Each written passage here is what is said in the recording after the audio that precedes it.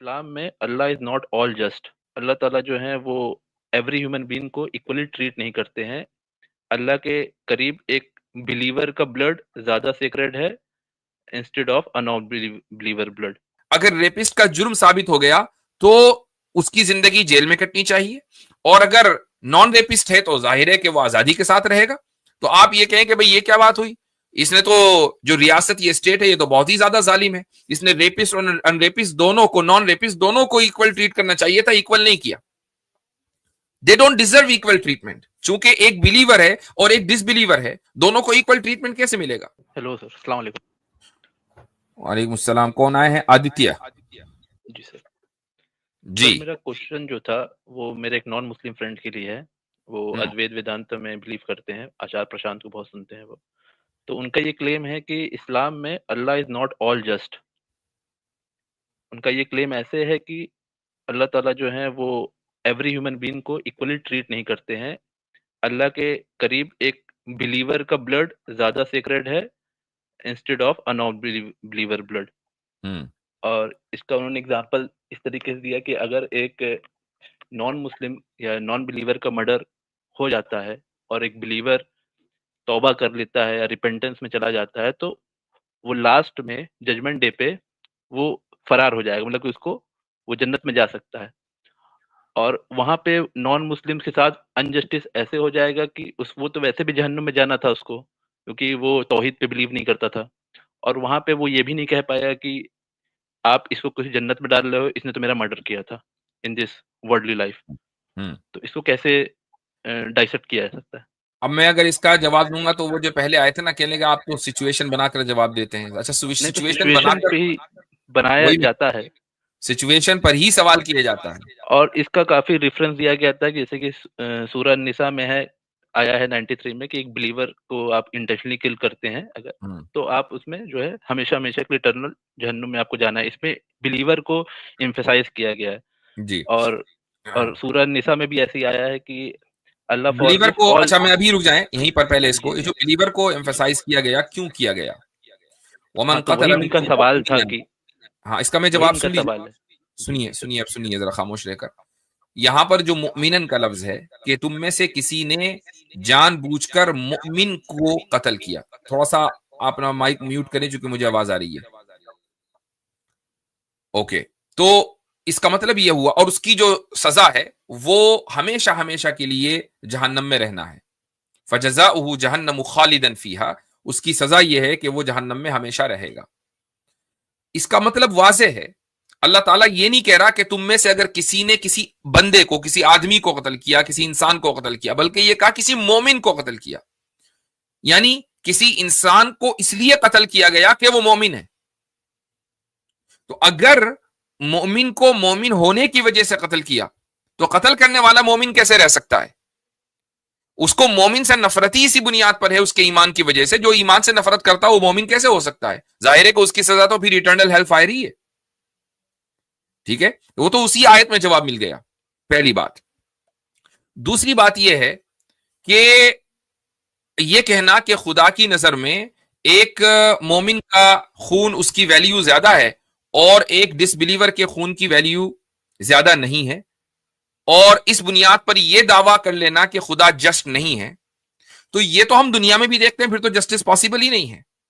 क्या एक, जब हम ये मान रहे हैं कि खुदा के साथ शिर्क करना सबसे बड़ा गुनाह है, उससे बढ़कर कोई गुनाह नहीं है, तो अब आप एक लिबरल सेक्युलर रियासत या स्टेट में आ जाएं कि वहां पर देखें आपका सबसे बड़ा जो जुर्म है वो क्या हो सकता है। मसलन रेप हो सकता है, तो क्या एक रेपिस्ट और नॉन रेपिस्ट दोनों को इक्वल ट्रीट किया जाएगा? हरगिज नहीं। अगर रेपिस्ट का जुर्म साबित हो गया तो उसकी जिंदगी जेल में कटनी चाहिए, और अगर नॉन रेपिस्ट है तो जाहिर है कि वो आजादी के साथ रहेगा। तो आप ये कहें कि भाई ये क्या बात हुई, इसने तो जो रियासत, ये स्टेट है ये तो बहुत ही ज्यादा जालिम है, इसने रेपिस्ट और अनरेपिस्ट दोनों को, नॉन रेपिस्ट दोनों को इक्वल ट्रीट करना चाहिए था, इक्वल नहीं किया। They don't deserve equal treatment. चूंकि एक बिलीवर है और एक डिसबिलीवर है, दोनों को इक्वल ट्रीटमेंट कैसे मिलेगा? रही ये बात, अब आ जाए उस पर्टिकुलर सिनेरियो पर कि एक आदमी है, मुसलमान है, उसने एक नॉन मुस्लिम को कत्ल कर दिया, तो अब मुसलमान तो जन्नत में चला जाएगा और गैर मुस्लिम कत्ल होने के बावजूद जहन्नम में जाएगा। ये आपसे किसने कह दिया? गैर मुस्लिम कत्ल होने के बावजूद जहन्नम में इसलिए नहीं जा रहा है कि वो कत्ल हुआ है, बल्कि वो इसलिए जाएगा कि वो गैर मुस्लिम है, यानी उसने पूरी जिंदगी खुदा की बात को नहीं माना, खुदा की अहकाम को नहीं माना, खुदा को नहीं माना, वो इसलिए जहन्नम में जाएगा। रही ये बात कि जो कत्ल करने वाला है, तो कत्ल करने वाला अपने कत्ल का जो सजा है, सजा पाकर जन्नत में जाएगा, इसलिए कि कत्ल करना फसाद फिल अर्ज है, और फसाद फिल अर्ज यानी अल्लाह ताला की जमीन में फसाद फैलाना, करप्शन फैलाना, उसकी जमीन को करप्ट कर देना। ये जिस तरीके से इंसानों के खिलाफ वायलेशन है, ये अल्लाह के निजाम के खिलाफ भी वायलेशन है, उसकी सजा उसको भुगतनी होगी। समझ में आ गया आदित्य सिंह? जी सर, जी सर। सर अगर लेकिन इसमें सर ऐसा नहीं लगता है कि आपको एक लूप होल खुल जाएगा कि इस तरह तो हर मुसलमान कत्ल करके उसको ये लगेगा कि मेरा रिपेंटेंस पे तो मैं चला ही जाऊंगा, और नहीं भी रिपेंटेंस हो पाया तो तौहीद पे हूं, तो इटर्नल हेल तो नहीं है, कुछ आपको साल गुजारने आपको के लगता बाद। है कि कोई आदमी जिसको जहन्नम का डिस्क्रिप्शन वाज़ेह तौर से मालूम हो, 1 सेकंड या 5 मिनट के लिए भी जहन्नम में जाना चाहेगा?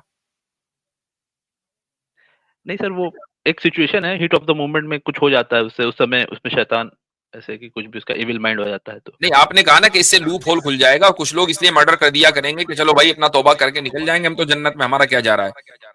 तो एक तो ये कि ये तसव्वुर गलत है। दूसरे ये कि क्या कोई आदमी जिसको जहन्नम के बारे में मालूम हो, वो 5 मिनट के लिए तैयार है जाने के लिए? वो 5 सेकंड के लिए तैयार नहीं है। आप अगर एक शरीफ इंसान है, मुआशरे में आपका एक इज्जत है, वकार है, क्या आप 1 घंटे के लिए लॉकअप में बंद होना पसंद करेंगे? आप एक ऐसी रूम में कि जिसको लॉकअप का नाम दे दिया गया, आप वहां नहीं बैठेंगे। वो मैं कह रहा हूँ कि वैसा मूवमेंट अगर क्रिएट हो जाए अनइंटेंशनली या heat of the moment unintentionally हो, देखें अगर एक आदमी से कत्ल हो गया, मसलन गाड़ी चला रहे हैं आप, अनइंटेंशनली किसी को मार दिया, जैसे मान ली लड़ाई हो गई और हाँ हाथापाई में उसने मार दिया, उसको मर गया वो, ऐसा करके, ठीक है, या गुस्से में हाथापाई में उसके पास उसको मार दिया, पिस्तौल थी मारने का उसने मार इरादा दिया। नहीं था, तो हाथापाई की सजा तो मिलेगी ना उसको, हाथापाई तो इंटेंशनली की है। मतलब कि सर ऐसा है ना कि मान ली कि दो लड़ाई हो रही है और गुस्से में उसके पास एक गन थी, उसने मार दिया, लेकिन उसको उस सेकंड में समझ में नहीं आया, उसको सेकंड लगा रहे मैंने मार दिया।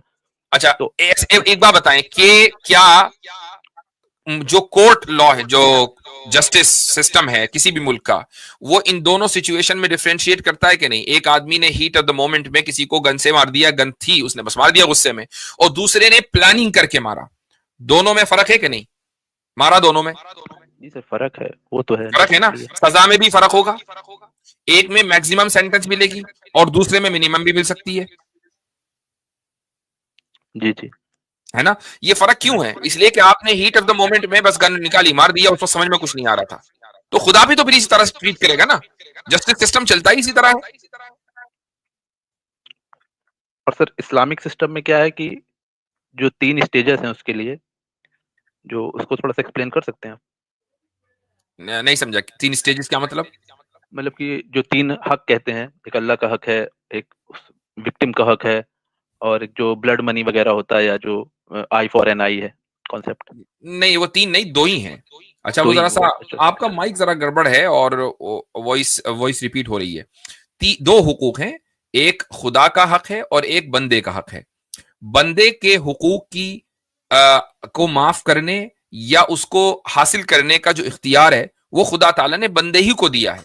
उसके खिलाफ अगर वायलेशन होगा तो खुदा की अदालत में उस विक्टिम को ही बुलाया जाएगा, वो चाहेगा तो माफ करेगा, नहीं चाहेगा तो वायलेटर की कोई माफी नहीं है। और जो हुकूकुल्लाह है यानी खुदा के हुकूक, ये खुदा ने अपने पास रखे हैं कि इनका वायलेशन खुदा चाहे तो माफ करे और नहीं चाहेगा तो नहीं माफ करेगा, और खुद ऐलान कर दिया कि शिर्क सबसे बड़ा वायलेशन, इसको मैं माफ नहीं करूंगा। तो अगर मान लीजिए कि जिसकी हक खिलाफ वर्जी हो रही है वो काफिर है, मसलन उसको कत्ल कर दिया गया, तो वो अपने कुफर की बुनियाद पे जहन्नम में जाएगा, वो अलग बात है। लेकिन चूंकि उसके हुकूक की खिलाफ वर्जी करने वाला एक मुसलमान है, और उस मुसलमान ने सिर्फ हक की खिलाफ वर्जी नहीं की एक इंसान की, बल्कि यह भी कि उसने खुदा की जमीन में फसाद फैलाया है। अगर उसने इंटेंशनली मर्डर किया, प्लानिंग करके मर्डर किया, तो उसकी सजा फिर लंबी है। और अगर उसने हीट ऑफ द मोमेंट में मर्डर कर दिया तो उसकी भी सजा है, वो कितनी लंबी होगी वो खुदा जानता है। इटर्नल हेल नहीं है लेकिन। इटर्नल हेल नहीं है। और इटर्नल हेल तो भाई उस सूरत में भी नहीं है कि जबकि एक आदमी ने किसी दूसरे मुसलमान को मार दिया हो। हाँ, उस वक्त है जबकि किसी मुसलमान को मोमिन होने की वजह से मारा हो। तो अब आपने उसको इसलिए नहीं मारा कि वो बंदा है, इसलिए मारा कि वो मोमिन है, तो फिर आप मोमिन नहीं है।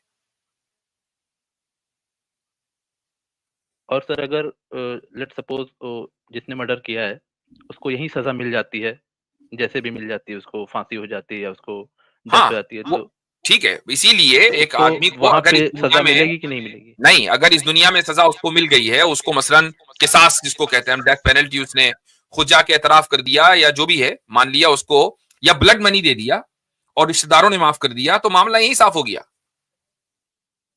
तो अब उसका सवाल जवाब ऊपर भी नहीं होना है, क्योंकि बात यहाँ पे खत्म, उसने क्लियर तौबा कर ली, तौबा कर ली, ब्लड मनी दे दिया या उसको किसास करके डेथ पेनल्टी उसको सरेंडर। वापिस कर दी गई, बात खत्म, रिकॉर्ड क्लोज्ड।